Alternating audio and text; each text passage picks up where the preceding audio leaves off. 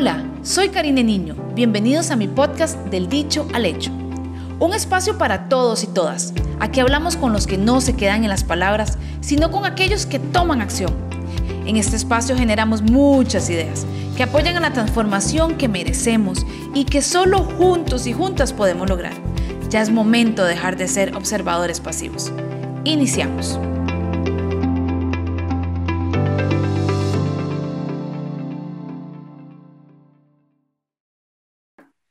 Hola, hola, les saluda Karine Niño. Hoy vengo con un tema que no solo me gusta, sino que estoy segura que es algo por la que todas hemos pasado y debemos de visibilizar. Y es que cuando las mujeres damos pasos importantes en romper esquemas, barreras, frenar patrones, ganamos. Y cuando las mujeres ganan, Costa Rica gana. Y yo voy a hablar de un tema muy personal, pero ¿quién no recuerda aquel incidente donde en medio de una discusión en el plenario legislativo solté una palabrota y para muchos fue como wow? Yo solté, como digo yo, un mierdazo. Y eso fue de la indignación de ver compañeros y compañeras, pero principalmente compañeros, fueron compañeros, en hacer y decir cosas y mentirle a los costarricenses. Yo venía nueva en este mundo político, con demasiadas ganas, y las sigo teniendo, de hacer las cosas diferentes. Y como venía de afuera, no del mundo político, me indignaba ver, y no era que me contaban, sino que lo estaba viendo, de lo que le decían compañeros diputados por simplemente decirle a la gente lo que quiero oír, pero no lo que es real, pues en medio de una discusión. Y yo, por supuesto, no preparada para hablar en público, me levanté y he dicho, este país se va a ir a la mierda por culpa de ustedes. Y tenía todo un contexto, pero lo único que se acordaban era que Karine había dicho mierda. Bueno, en ese momento recuerdo haber escuchado una frase que me dejó tiesa, y le comento, doña Thais, iniciando, ¿verdad? Y se me acerca un diputado y de otra bancada y me dice, ay, diputada, tan bonita para que usted hable así. Las damas no hablan así.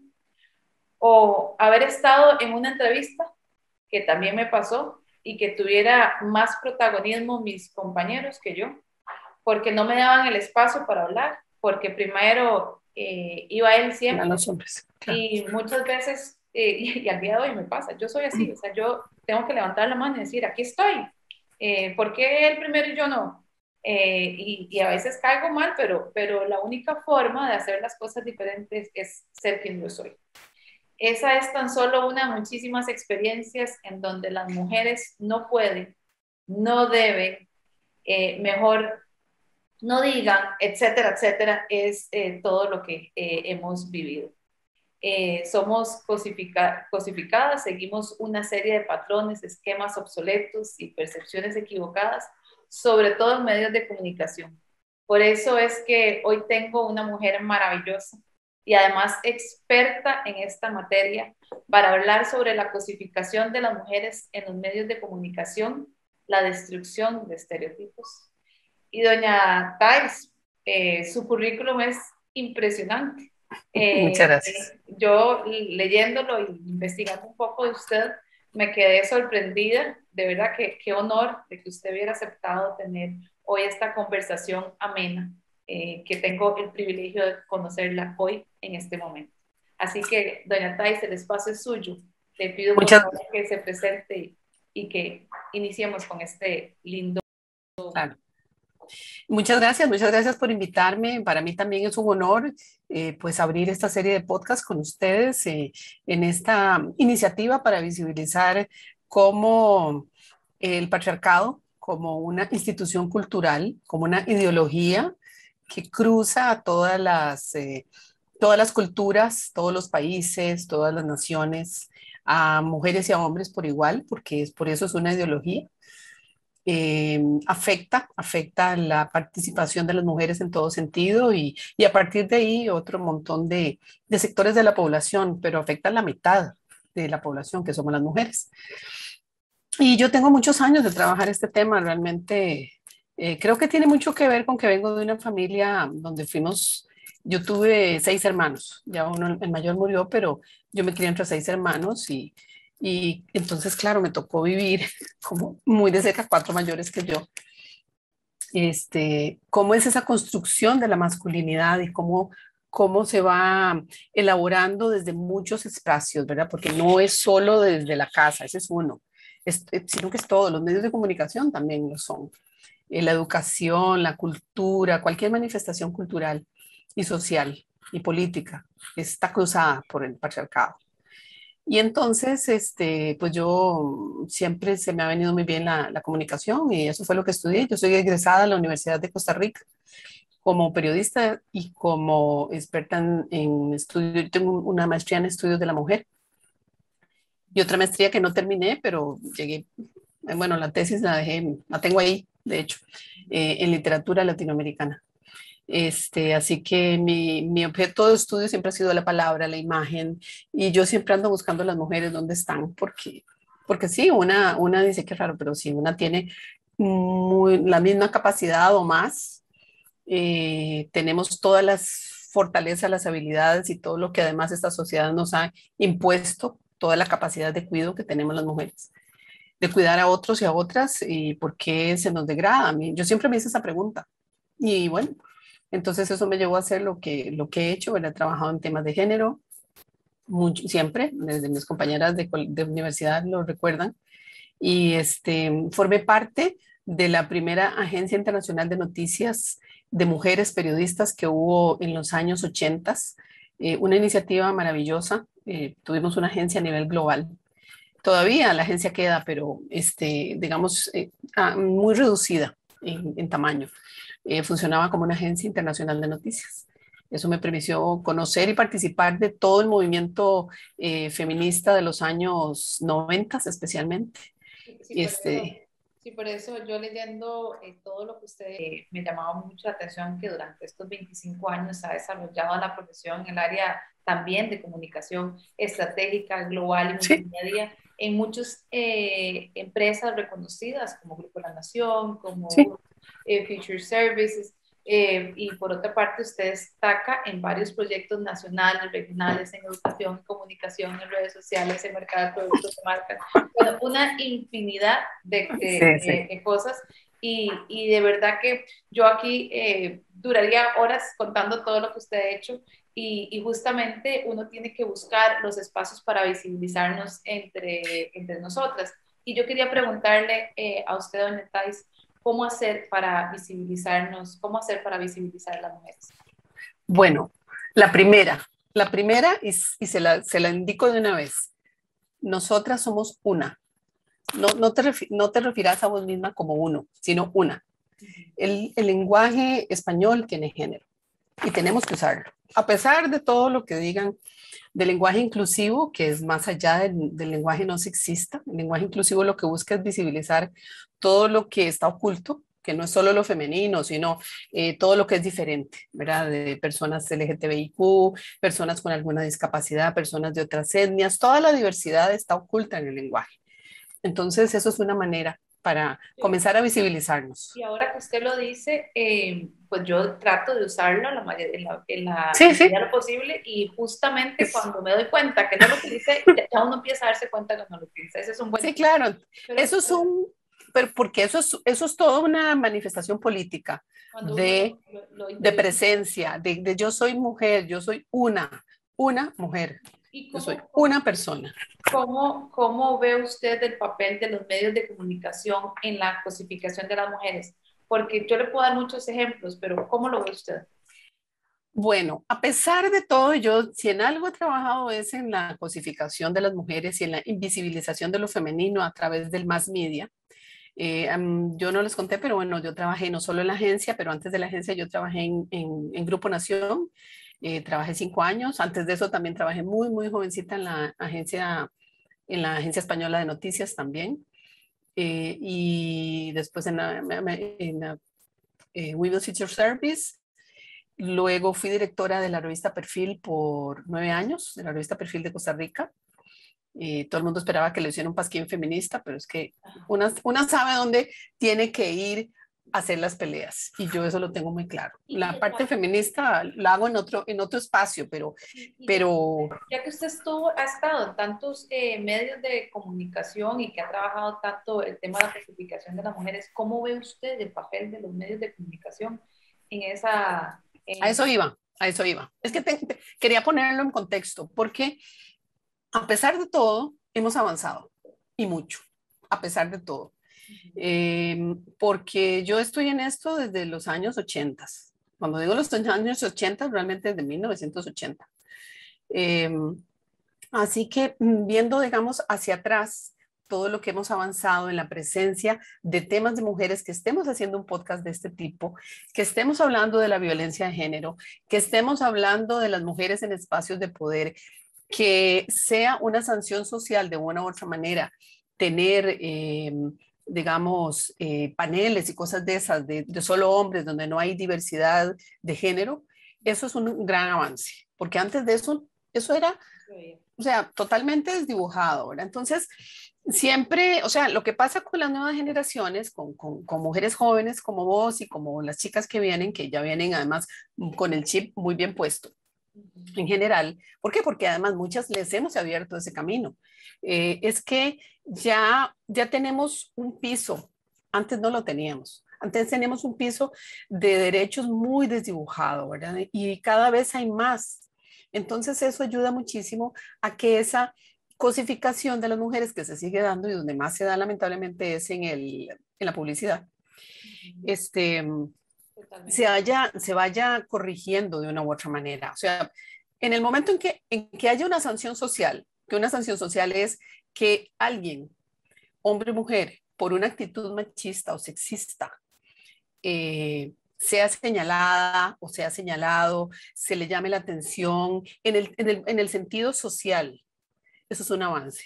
Porque es, o sea, lo que hemos trabajado desde los movimientos de mujeres, desde la perspectiva de género como una categoría de análisis a nivel académico, científico, científico social y de muchos ámbitos, es una cosa, o sea, la base académica está ahí, pero el cambio cultural es diferente.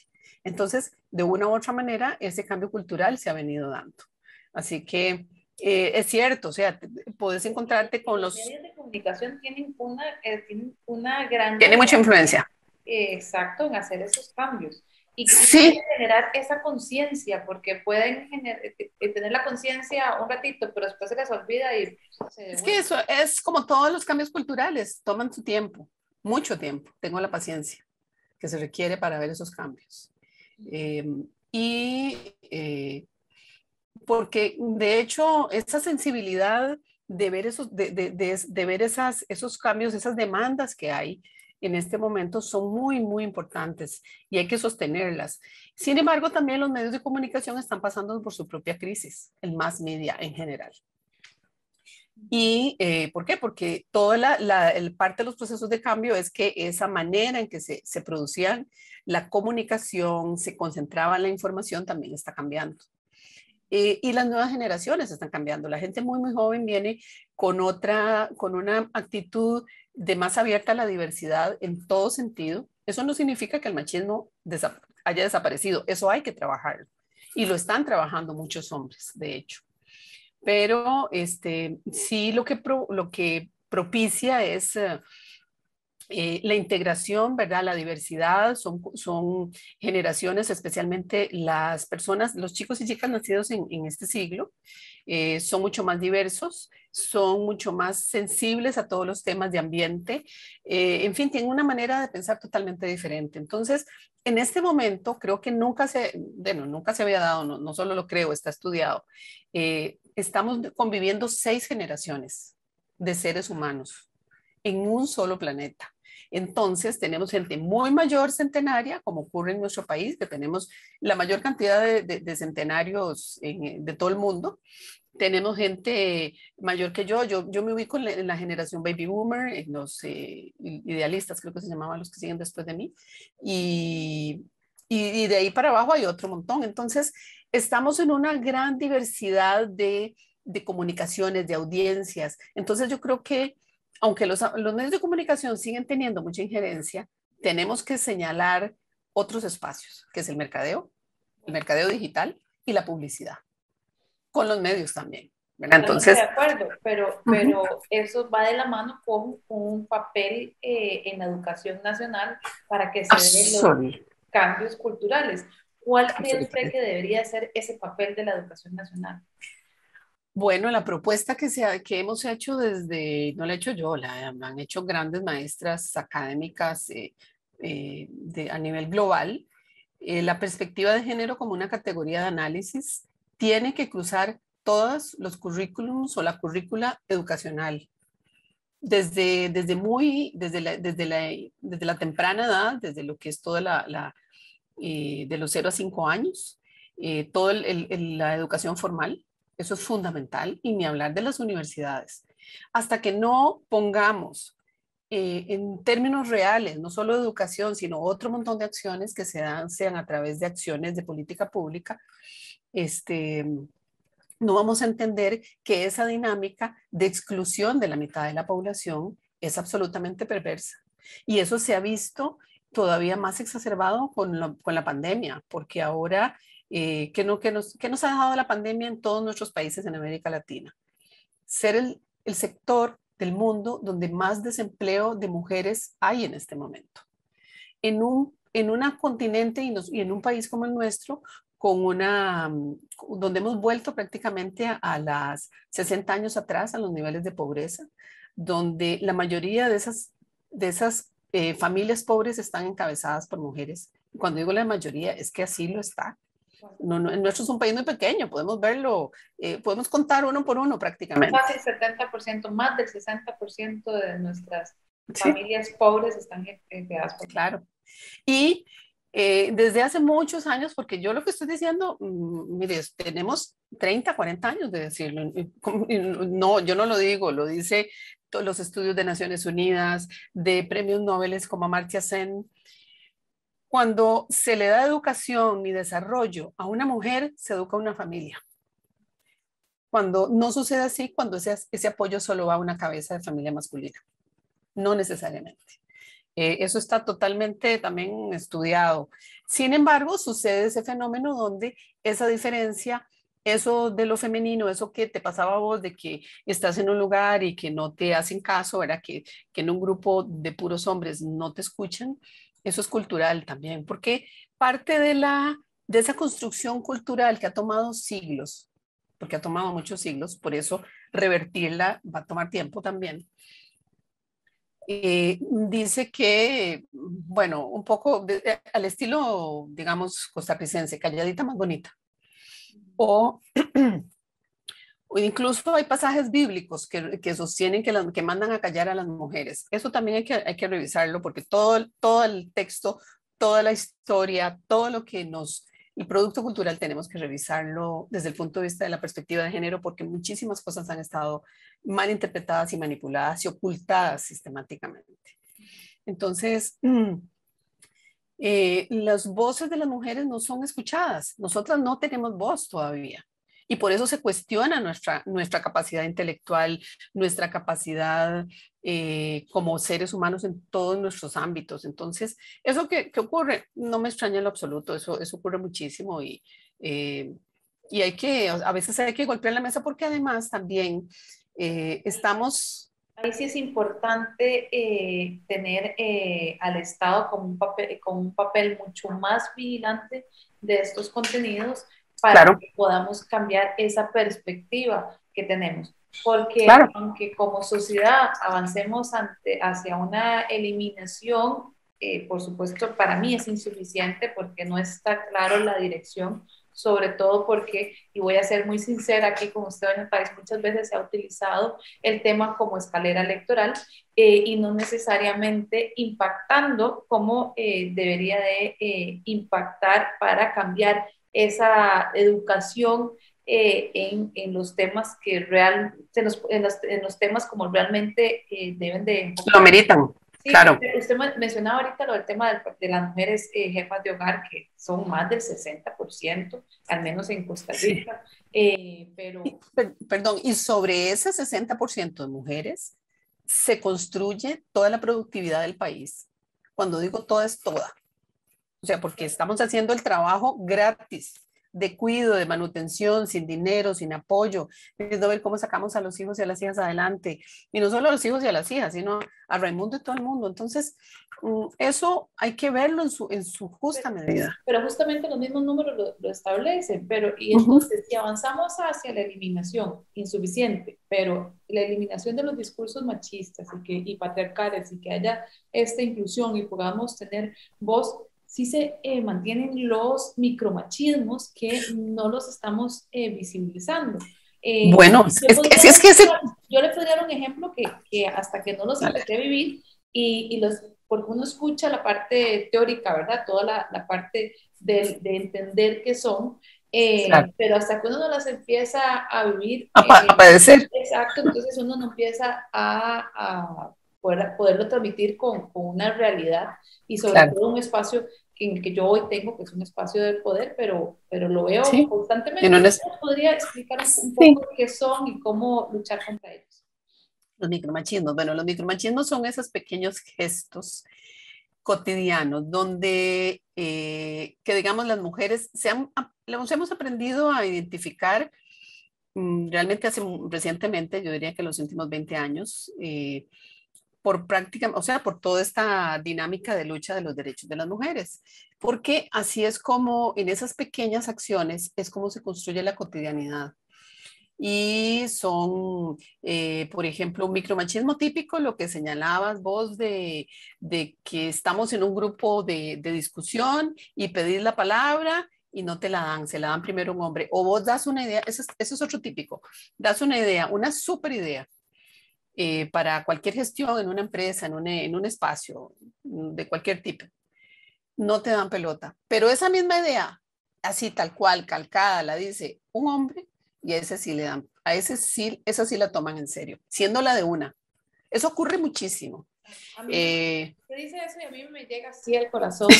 sí, yo Usted no sé. sabe cuánto, pero por mi forma de ser, y no es correcto, pero por mi forma de ser, de buscar soluciones y lograr Sí, los fines y los objetivos, uno termina, una. una termina aceptándolo, no sabe la cantidad de discusiones en donde Sí, uno se levanta y una. dice tal, mi punto, y cuando se levanta un compañero, el compañero viene y dice, como dice el compañero tal, pero yo Sí, lo dije primero y yo lo dije, alguien lo repitió, y como lo sí. repitió el hombre, ahí sí. O sea, Esa es la cofradía masculina en acción. y le puedo contar Sí, mil ejemplos, hay mucho. proyectos de ley que yo hago las mociones y voy y le digo a un compañero, me la firmas, porque si me la firma usted va a haber más apoyo. Sí, Y país. O no, no, proyectos de ley y así le puedo contar, pero no sí. importa, eso simplemente me ha ayudado a identificar esos micromachismos y hacer algo para cambiar. Okay. Eso ya pasan a ser macros, macromachismos. Denos un consejo, ¿cómo podemos erradicar esos patrones? Bueno, Ayúdenos primero, a buscar esas formas para cambiar. sí, bueno, hay muchos, los micromachismos son los hombres los que tienen que trabajarlos, definitivamente. Y dichosamente hay movimientos muy interesantes a nivel global. En Costa Rica tenemos unos pioneros. Yo conozco a los compañeros de WEM, digamos, los fundadores de WEM. De hecho, hemos hecho consultorías juntos también. Que eso lo han identificado muchísimo, ¿verdad? Y es un espacio donde sí no puede, o sea, las mujeres podemos estar atentas y vigilantes, pero son ellos los que tienen que tomar cartas en el asunto porque el machismo también provoca un gran sufrimiento para los hombres. O sea, por eso es ideología, porque te construye, te hace ver como algo que no sos. ¿Verdad? Entonces, esos supermachos, men, ¿verdad? Que tienen el macho alfa, eso de no poder demostrar fragilidad, ese corte que hace el patriarcado entre el corazón y el cerebro de los hombres para fomentar la violencia y la poca sensibilidad en todo sentido, porque se degrada lo femenino, que es lo sensible, ¿verdad? Por decirlo así. Todo eso afecta muchísimo, por eso es que las mujeres tenemos mucho más sobrevida que los hombres, porque de una u otra manera estamos tenemos más capacidad de resiliencia a pesar de todo, ¿verdad? Y entonces ellos tienen que trabajarlo, eso por un lado. Y segundo, también nosotras tenemos que estar vigilantes, tenemos que combinar, ¿verdad? Ahora se está trabajando mucho en eso, sobre todo para mejorar las relaciones de pareja, ¿verdad? Ese problema de la violencia de género en los espacios íntimos de la casa o de las familias. Entonces eso es importante. Y también una tiene que aprender a ser estratégica en este trabajo. A ver, una sabe, especialmente los espacios de poder, son espacios muy duros y a las mujeres nos dan durísimo. De hecho, en algunos países no se ha reconocido en el nuestro. En Bolivia sí, recientemente, creo que este año, la violencia eh, política contra las mujeres, ¿verdad? Porque es un poco lo que vos has vivido y viven muchas compañeras metidas en política, en la política de toma de decisiones, ¿verdad? En la alta política. Lo han sufrido muchísimo en el espacio de las municipalidades, especialmente. Eso hay que reconocerlo como es, ¿verdad? Porque es muy perverso. Al final es un mecanismo donde te van desdibujando tu aporte y te van haciendo un acoso laboral, cuando no es a veces sexual, pero casi siempre es acoso laboral o acoso moral. Entonces, sí, no tenemos que ser ilusas, yo creo que en eso tenemos que estar preparadas, tenemos que apoyarnos nosotras también tenemos que hacer una cofradía para acompañarnos en esos espacios para sostener a muchas de las compañeras que están viviendo esas situaciones y desarrollar estrategias de comunicación, estrategias de cómo resolver conflictos, cómo hacerte dar a conocer, ¿verdad? Entonces, desde la comunicación hay muchas estrategias muy interesantes que no les hemos echado mano. Entonces, y no solo pensando hacia la comunicación como el mass media, sino a la comunicación como una estrategia, ¿verdad? Doña Thais, de verdad que para mí es un verdadero honor esta conversación. Me encantaría tener horas para terminar Pero ya se acabó la media hora. avanzar un poquito más en el tema. Pero sí quisiera preguntarle de manera puntual, Sí. ¿qué consejos nos podría dar a las mujeres para que, mujeres como yo, que podamos construir juntas un mejor país? Usted mencionaba ahorita de que estemos vigilantes y también mencionaba que hay algunas otras cosas que no le hemos echado mano. ¿Cuáles son esos consejos prácticos, directos, sencillos, puntuales para que podamos construir juntas un mejor país? Eso que te señalaba, el trabajar juntas, el aprender a trabajar juntas, aceptando las diferencias, porque bueno, parte de esa socialización de las mujeres es el que se dice que no sabemos trabajar juntas, que competimos mucho. Eso es una construcción cultural, eso lo podemos revertir. Entonces, tener conciencia de eso, aceptar la diversidad, aceptar, estudiar el enfoque de género como una perspectiva de construcción nuestra como con estrategias de vida, con estrategias de sororidad, de acompañarnos en procesos. O sea, no tenemos que pensar igual, no tenemos que ser amigas, pero sí podemos trabajar juntas en estrategias muy puntuales. Eso tenemos que aprenderlo muy claramente porque a las mujeres nos usa mucho para dividir. Eso es claro, ¿verdad? Eso siempre ha sido así.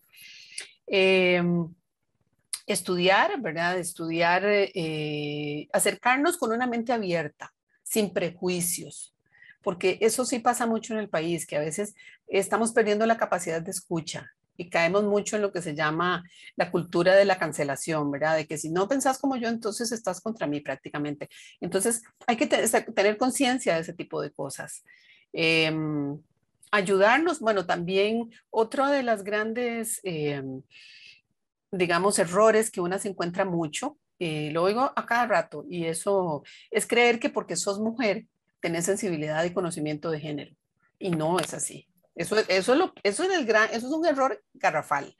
Eso de que hay, de que parece, es el colmo que una mujer que haya hecho tal sentencia en caso de las juezas o que haya dicho tal cosa, es que no es así. O sea, estamos hablando de una cultura que nos atraviesa, hombres y a mujeres. La cultura patriarcal nos atraviesa. Estamos deconstruyendo para construir otra, ¿verdad? Entonces, creo que solo el hecho de tomar conciencia de eso y no juzgarnos, vamos a ganar el 75% de cualquier iniciativa. Muchísimas gracias, Thais. Definitivamente escucharla ratifica la importancia de que podamos trabajar juntas para poder transformar. Transformar nuestra forma de pensar y cambiando yo, cambia mi alrededor. Es que de ahí, o sea, el proceso de cambio surge primero de una. Así es. Y después de ahí del resto. Pero muchas gracias. Y definitivamente usted destaca claramente la sensibilidad que tiene por fomentar esa igualdad de género y poder seguirla transmitiendo. Gracias por este espacio, espero poderla tener pronto en muchos otros más y que sigamos construyendo juntos para seguir impactando a otras mujeres y así vamos en el mejor país. Con mucho gusto. Gracias.